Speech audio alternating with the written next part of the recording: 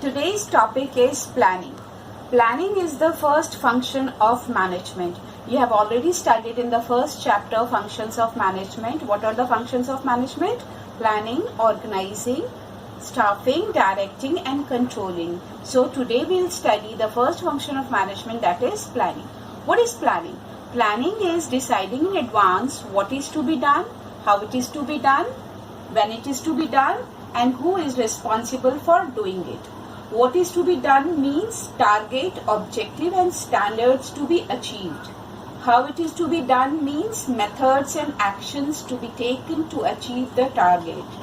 When it is to be done means the time, duration, who will do it means the person who is going to achieve this target. In other words, planning bridges the gap between where we are to where we want to go. Planning serves as a bridge between the present and the future. Present means where we are right now, and future means target or destination to which we want to reach. Another meaning of planning is it is the process of choosing the best alternative amongst various alternatives. We have to evaluate all the alternatives and choose the best one. Now, importance of planning. First importance is planning provides direction. It ensures that goals or objectives are clearly stated so that they act as a guide for deciding what action should be taken and in which direction. Second point, planning reduces the risks of uncertainty. Planning is an activity which enables a manager to look ahead and anticipate changes by deciding in advance the task to be performed. Planning shows the way to deal with changes and uncertain events.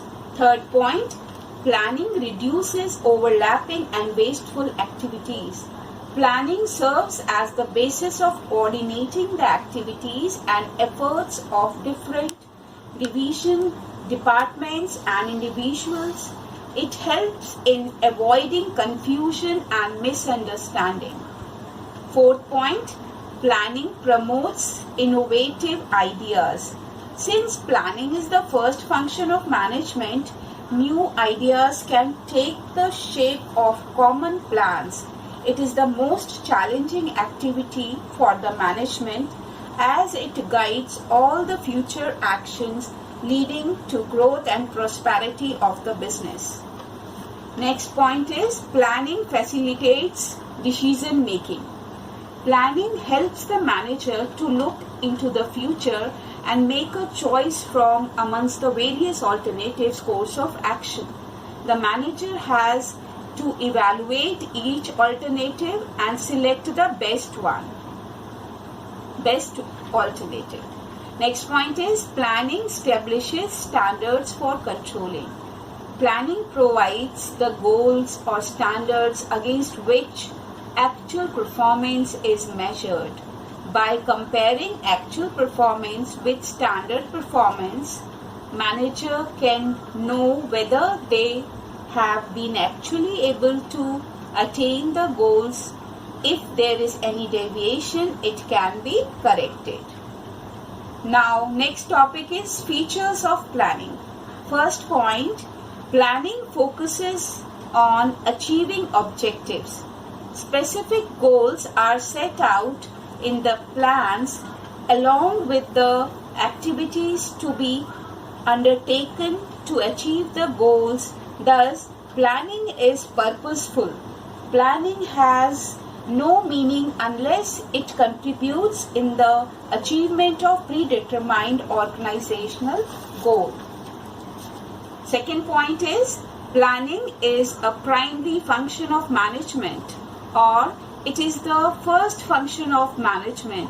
It is the foundation function of management. It lays down the base for other functions. All other managerial functions are performed within the framework of the plans made. Thus, planning process precedes other functions This is also referred to the primacy of planning. Next point is planning is pervasive. Pervasive means universal. Planning is required at all levels of management as well as in all departments of the organization. For example, the top management undertakes planning for the organization as a whole. Middle level management does the departmental planning, and the lower level management does the day-to-day operational planning. This is how planning is pervasive. Fourth point, planning is continuous process. Planning is a continuous process. Continuity of planning is related with the planning cycle. It means that the plans are framed, it is implemented, and it is followed by another plan, and so on. It is never ending process. It is ongoing process.